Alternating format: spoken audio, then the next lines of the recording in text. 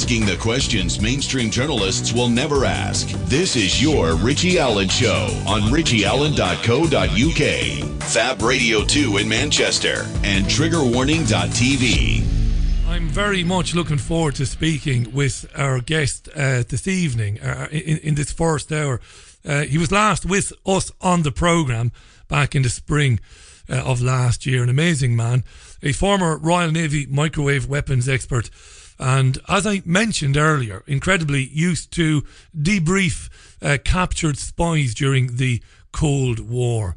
He's been a whistleblower on the hidden dangers of microwave weapons and everyday microwave technologies. He's spoken all over the world about these subjects, and we've been lucky enough to have him on the programme over the years as well. A number of you have been in touch with me in recent days and weeks to ask me to get him back on the programme to talk about the rollout of the of 5G. Well, what is 5G? People have been saying, what is it? Well, it's the 5th generation cellular telecommunications is what it is. And many people believe that it's going to bring a whole new era of problems for human health with it as it comes in. In fact, some academics in the United States have been warning about it, but they're not being listened to. Let's welcome back to the programme the terrific Dr. Barrie Trower. Barrie, welcome back. Lovely to have you back on. How are you? Yeah, it's just Barrie. Yeah, just Barrie. It's just Barrie for me. Great to have you back on, Barrie. The last time we had you on was back in May of last year. I know a lot's been going on since then. And I must remind our listeners, it's very interesting because when we speak to people like you, they often wonder, what about Barrie and where can I email him? Can I get in touch with him? And I tell them, Barrie, that Barrie is the genuine article. You can't email him because he doesn't use a computer and he doesn't have a mobile phone for obvious reasons, right? No. I have a fountain pen and a bottle of ink. That's it. Fantastic. Proper old school. Welcome back to the programme. We see a lot in the news lately about 5G.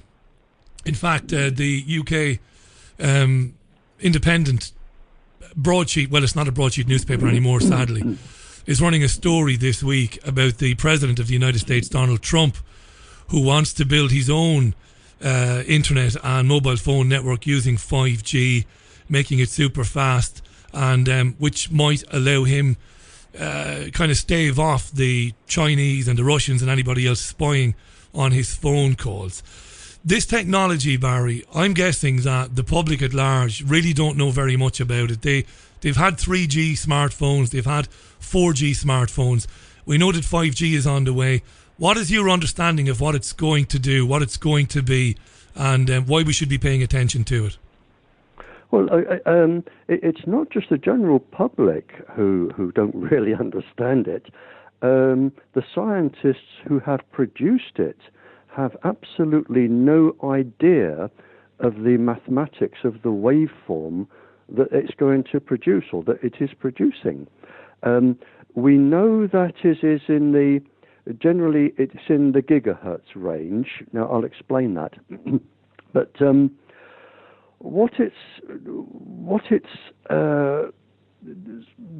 problems are is that first there are like its predecessors, there are no safety checks at all carried out on 5G. There are no safety tests at all carried out on anything to do with 5G.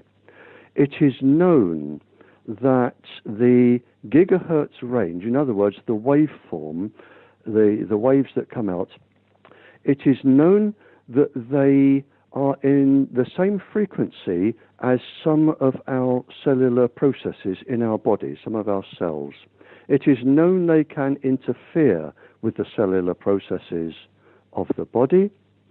There are several different waveforms for 5G. It isn't just one wave.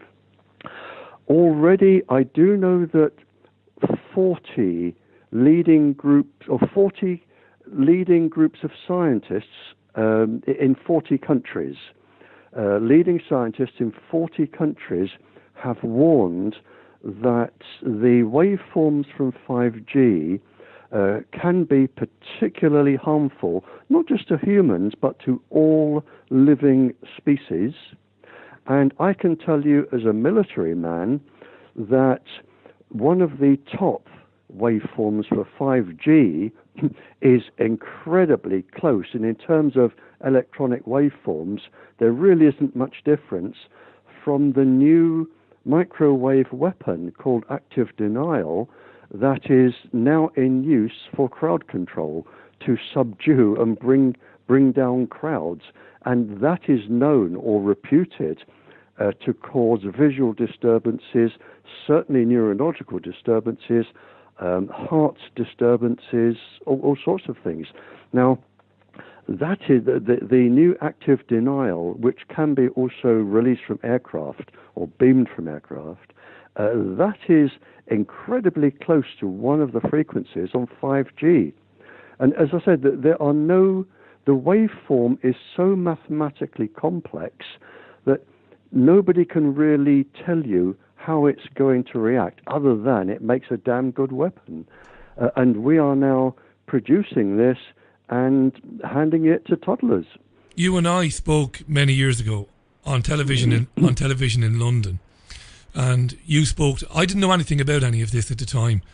My old pal David Icke and others had said to me, and had been writing about it and the dangers of it, but I'd never had anybody like you on the programme. And you said to me, or I'll never forget it, you said, Richie, as it stands, you said, low-level wireless radio frequency, that's low-level wireless radio frequency. This is back now 6-7 years ago. When we're exposed to that, it can disrupt cell metabolism, it can reduce melatonin, which of course controls your sleeping and your waking cycles. And your immune system. And your immune system. And your immune system, yeah. And you said it'll disrupt brain glucose metabolism and it'll mess around with the blood-brain barrier. That was low-level wireless radio frequency. And you were proven to be right. So this is something different entirely, Barry, for the lay person. What's it like? Is it like turning 4G up to, from 7 up to 1,000 on the dial on the radio? What is it? I suppose the simple answer, of course, is yes and no. Each particular frequency can affect different parts of the body. You have in an adult body, you have around 4,500 biological structures, and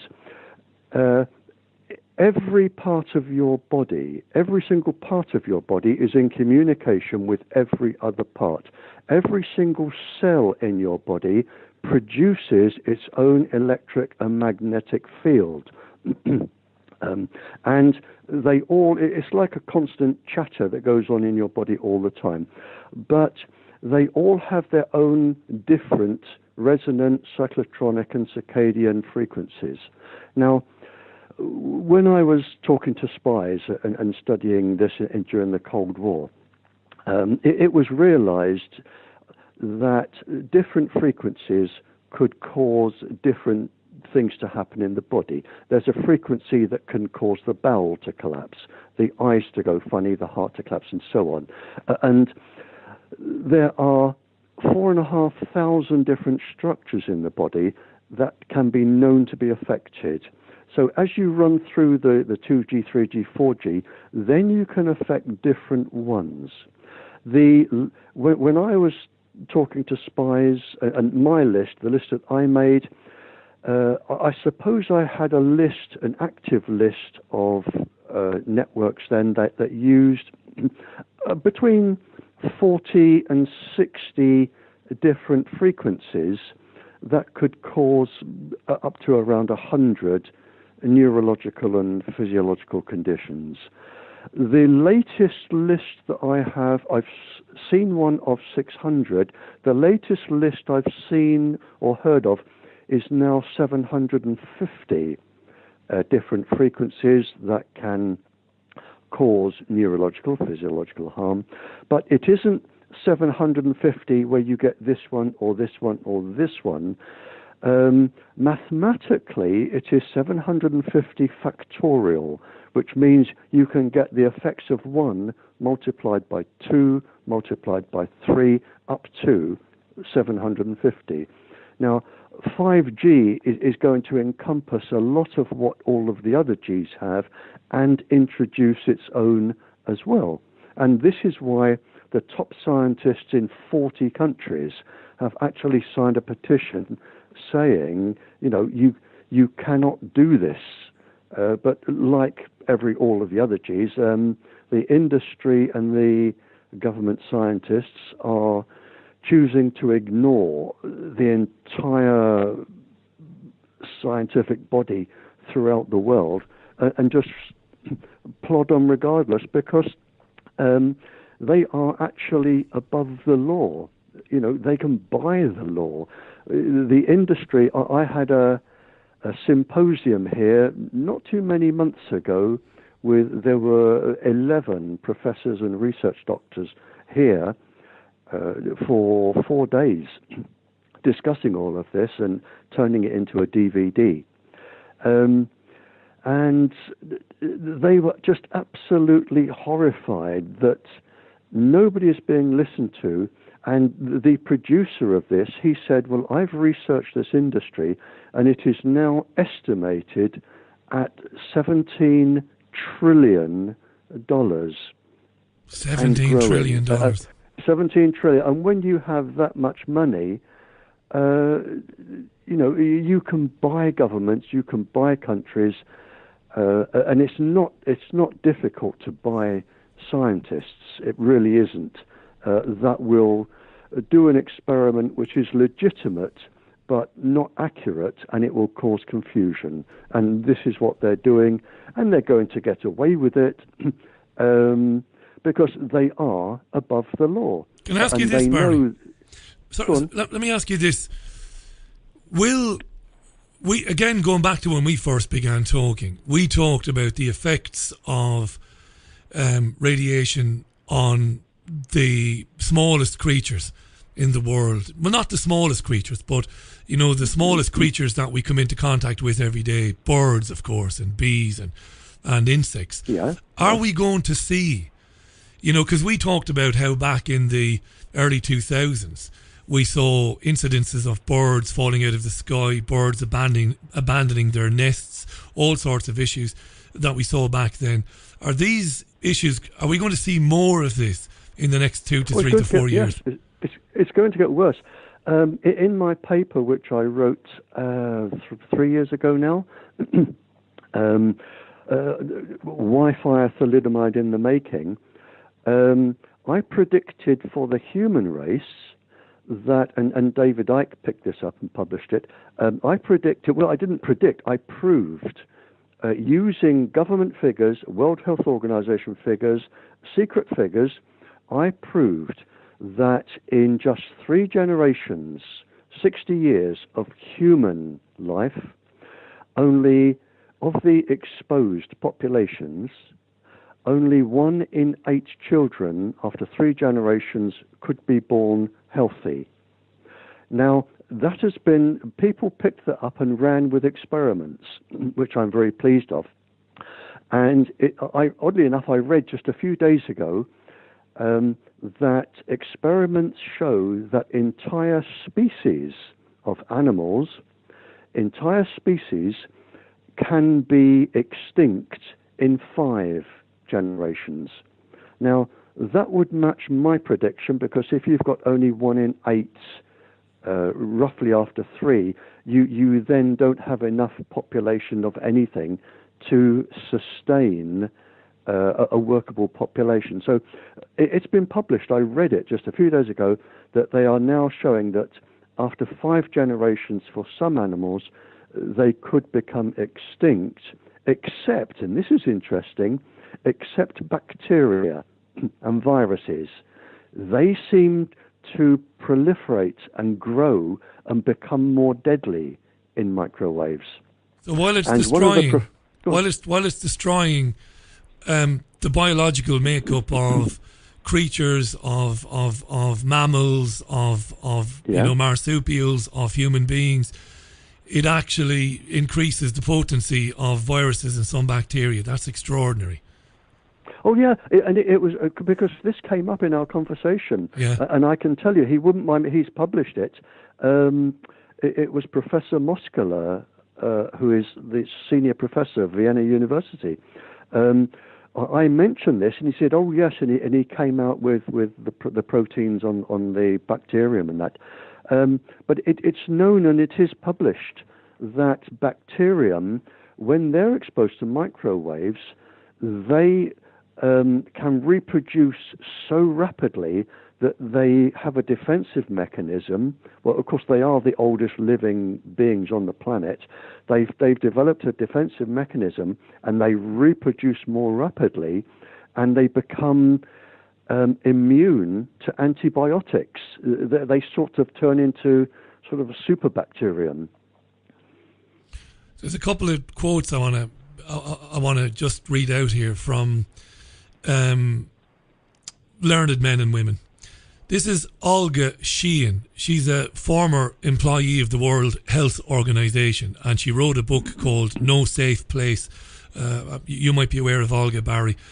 Olga says, Olga, Olga says, the plans to beam highly penetrative 5G milliwave radiation at us from space must surely be one of the greatest follies ever conceived of by mankind. There will be nowhere safe to live. And as well as not hearing Barrie Trower on BBC television or radio, we don't hear people like Olga Sheehan. That's, everybody in the world should hear that, whether they want to dismiss it out of hand or whether they want to investigate it. The greatest follies ever conceived of by mankind. There will be nowhere safe to live, Barry. Is this an extinction event, Barry, that's coming for us?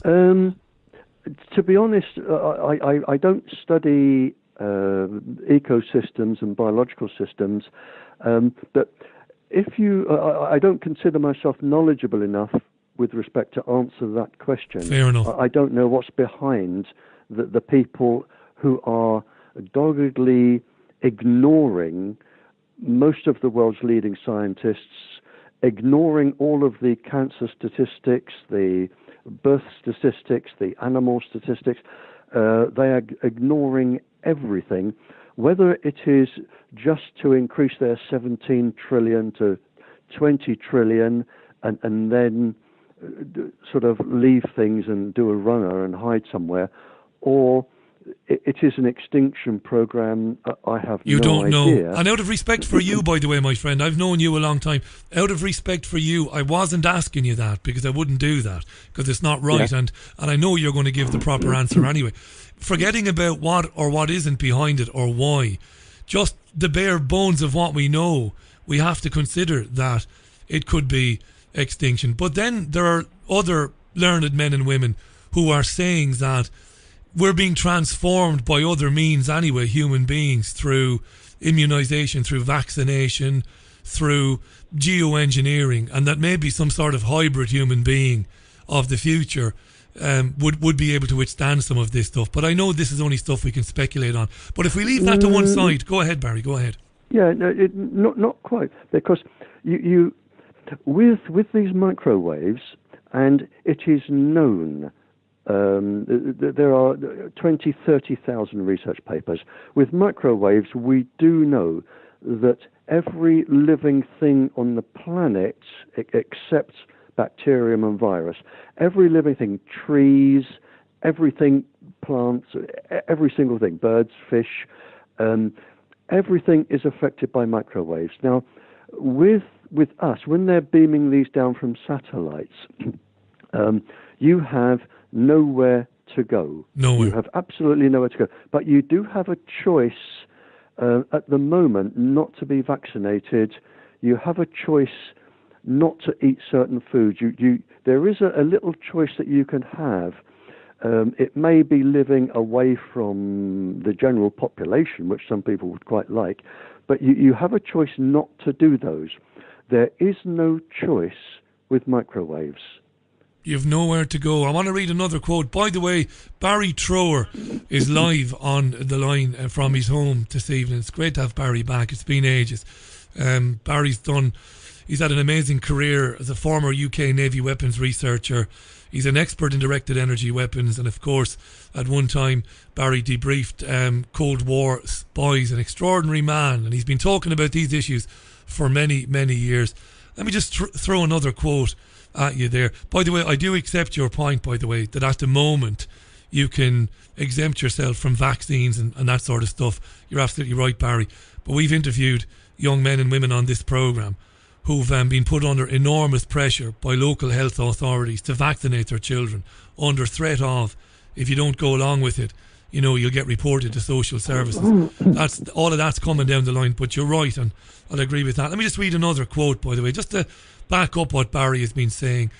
Professor Trevor Marshall directs the Autoimmunity Research Foundation in California. He's he's an establishment man, and this is what he says. He says, the new 5G wireless technology involves millimeter waves producing photons of much greater energy than even 4G and Wi-Fi. Allowing this technology to be used without proving its safety is reckless in the extreme, as the millimeter waves are known to have a profound effect on all parts of the human body. There you are again, Barrie, to endorse what you're saying. Establishment scientists and PhDs are saying this is deadly and we shouldn't be doing it. It is. There's not a single part of your body that will not be affected. The question begs to be asked then. You talked a few moments ago about meeting academic men and women, and I know this to be true. We've read them online. This is common, Barrie. They're just going to do this. But they are doing it. It's out there, and it's going to have a profound effect on the ecosystem. It's going to have a profound effect on us. What, and I know you don't have the answer to this, but I've got to throw it out there. What can Joe Bloggs do about this? Josephine Bloggs, what can we do? This has been discussed with leading scientists around the world. And the general consensus with leading scientists is that this is genocide. Forward and simple. I do know 5 professors that have already brought charges of genocide against the government scientists who are pushing this out, along with industry cooperation. What I would like to see, and I don't think I will, I would like to see a Nuremberg-style trial, because around every single transmitter, and to my knowledge there are over 200 epidemiological studies around ordinary straightforward transmitters, where you have 8 different types of cancers suddenly spring up and people die in their hundreds. We have all of the cell phone brain tumors. Many have been taken to court now. But the industry seems immune. The industry seems immune from all of this and is just pushing ahead regardless of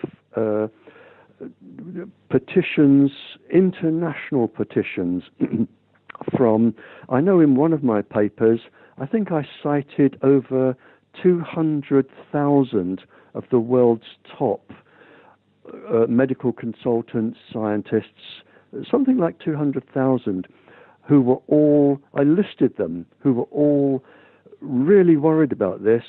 And, it's absolutely, totally ignored. They will do absolutely nothing.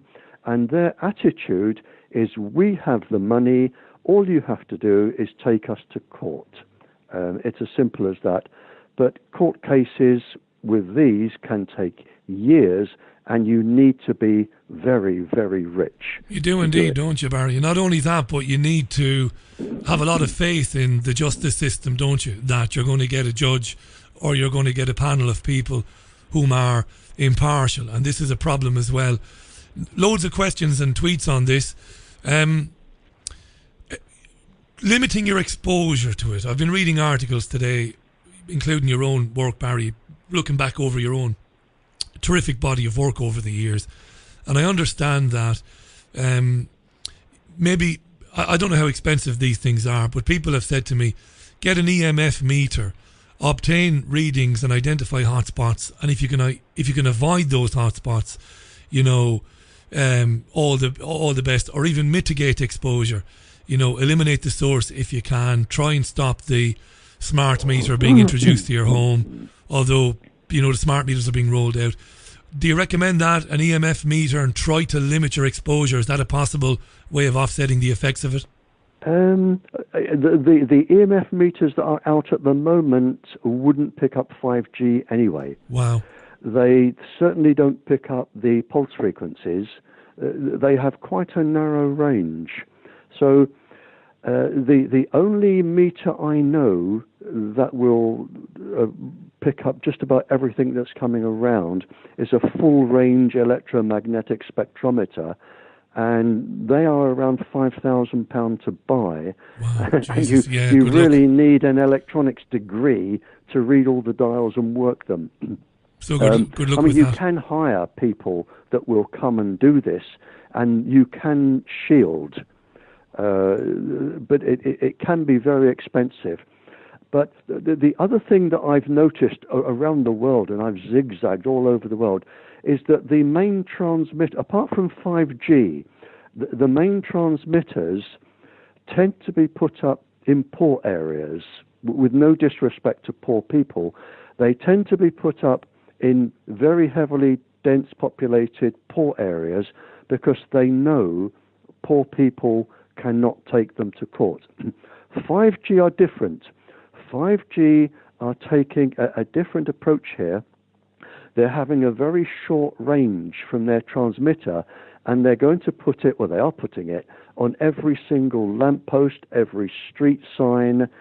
You're never going to be more than, in some cases, sort of 30 yards from a transmitter. So they are going to be everywhere. Lots and lots of low-powered ones, but of course collectively they will build up to what you would get from a big transmitter. But there are going to be millions upon millions of them everywhere, inside your house, inside things you buy, inside your phones, inside computers, on lampposts, on street signs, probably on trees if the council own them, just about everywhere.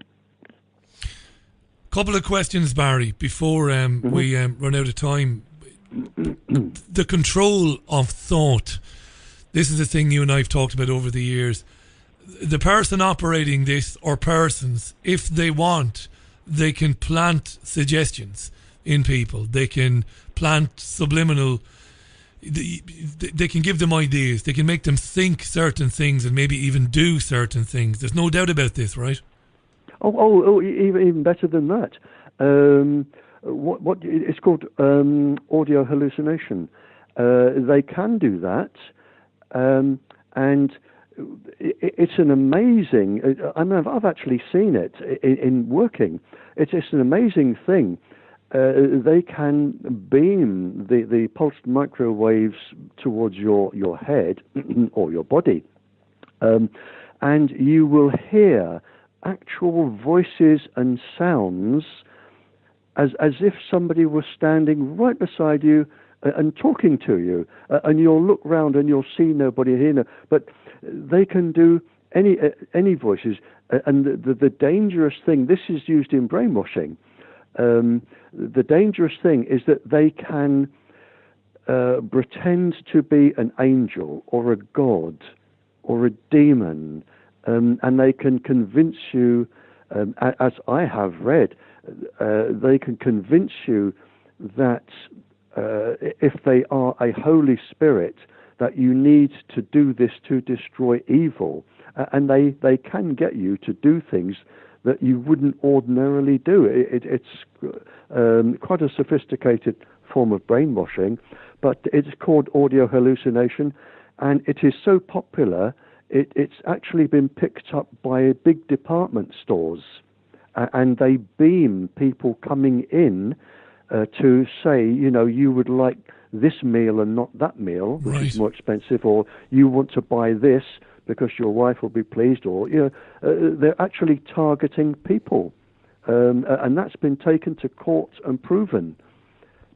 So you'll be watching the 6 o'clock news sometimes, and we'll get a story about a mass shooting event somewhere, and you can't discount the possibility that the shooter who's killed lots of people or blown themselves up might be as much of a victim as the people they've killed, because this could have been, part of the whole thing. It could have been used on them, right? Yeah.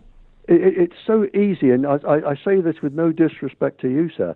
It is so easy, but I could probably start to turn you to do things you wouldn't ordinarily do in 30 hours. A day and a half. If I had you in my control in a building that I wanted, and I wouldn't physically harm you, there would be no fingernail pulling, nothing like that. There'd be no bruising, no bleeding. If I had you in a building, I could probably start to turn you, even maybe turn you within 30 hours. Given a couple of weeks, there would be absolutely no problem whatsoever using this method. Free will is gone in a day and a half. Yeah. 30 hours. The average person cannot take this more than 30 hours. Military people who know what's coming and know how to avoid it and have been trained, they know how not to get caught if they can put up with it. But the average person can be turned in 30 hours. Barry, just one final question. That is from the spy schools. 30 hours, a day and a half, amazing. We less than a day and a half, in fact. We've had quite a lot of tweets on this. In fact, we've had dozens and dozens and dozens of them.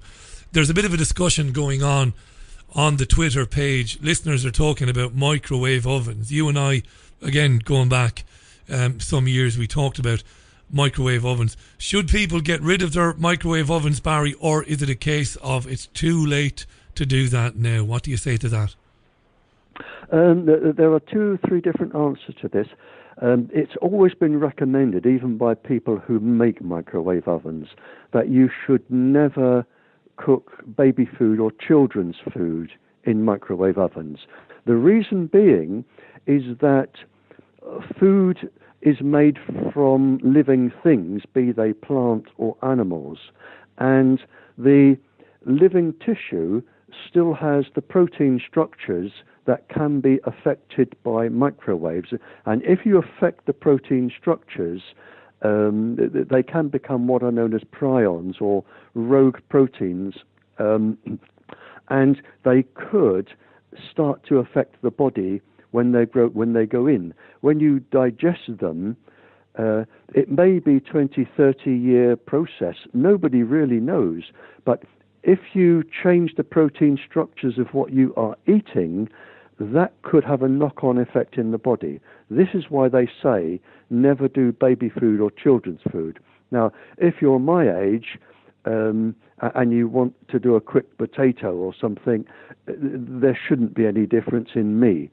The other problem with microwave ovens, and you take your risks and you take your chances with them if you have one, the other problem is that I've yet to come across a single person other than me where somebody has said, would you come along with a detector and see if it is leaking? Because once you've banged the door with a plate or slammed it or knocked it, all you want is the tiny little leak in the glass or the seal around the door, and you have a very powerful microwave beam coming out. And they're usually eye level, and people tend to stare in them to see what's happening. And microwaves are renowned for causing cataracts and blindness in the eyes, because the eyes are really full of water or moisture, and microwaves react with water and moisture. So if you're staring into the things and they're leaking, then you are in trouble. So if you do have a microwave, check it. And an easy way to check it is if you have a cell phone, put your cell phone in the oven and then just get somebody to ring the number. If the microwaves go into your cell phone and it rings, you know that it's got a leak. How interesting that, because I haven't personally used one for donkey's years, but I'm fascinated by what you said there about the cell phone. Barry, I want to thank you for coming on. I've tweeted a link to your brilliant paper, Wi-Fi, a thalidomide in the making. I've tweeted a link there. We always have that on standby, so people can see it. Well, that is proof, and it's not my figures. It is absolute proof from the leading scientist of the World Health Organization that of all of the exposed females, around 47% of them can expect miscarriages or a genetically damaged child. But you need to remember, please, that girls younger than the women who were experimented on here during the Cold War, children absorb 60%, up to 60% more microwaves than adults because their bodies are more moist and their electrical conductivity is greater. So children can expect 60% more danger from microwaves than adults. And one of the first symptoms for a child is suicidal tendencies. That's a siren call for anybody with young children listening to the programme. Read the report. I've tweeted it out there. It'll be on our Facebook page a bit later on. Barry, you're an absolute star. Thanks for coming on to talk about that again. It's a pleasure to have you on. Can you have me on again to answer all of the rest of the questions from the ladies and gentlemen when it's convenient? 100%. I'll tell you what, Barry, as soon as you want to do that, if you want to do that in a week or so, we'll give over an entire programme. And we'll get because we've had hundreds, literally hundreds tonight. So I'll give you a call in the next day or so. We'll arrange an event. Give me a call in a day or two, and we'll fix up a day, and we'll just handle everybody's questions. I don't want the questions in advance. I don't need to know them in advance, but just get a list of the hardest questions and the most interesting ones, and you just blast me with the questions. That's brilliant, Barry. Absolutely right, we'll do that. Thanks for doing it. I appreciate it, and we'll be in touch real soon. I consider it an honour to be on your programme. You're a gent. So give us a ring, and then we'll arrange something in a couple of weeks. Thanks, Barry. Thanks for coming on again. My pleasure, sir. Great to have you on. What a wonderful man. Barrie Trower, an extraordinary man. My friend and colleague Jean-Anne Crowley in Cleggan in the west of Ireland said to me, and it's kind of profound, he should be a household name, says Jean-Anne. Well, he should be. But, in this country, in the short term, it's not likely that he will be. Along with Olga Sheehan and Professor Trevor Marshall and others trying to sound the alarm about this. Barrie Trower on the Richie Allen Show for Wednesday, January 31st, 2018. Going to take a very quick break. When we come back, there's an enormous amount of tweets. I won't get through them. Go on Twitter. Where it says search Twitter, put Richie Allen Show, all one word, press enter, and you'll see the conversation going on there about what Barry had to say to me this evening. And I'll arrange him to come back on, if not next week, definitely the following Monday or Tuesday. And we'll do a full show. And if people want to phone in and ask him a question, we'll try and logistically do that. It's better if we do that through Skype, but Barry, of course, is not on Skype, wouldn't have anything to do with it.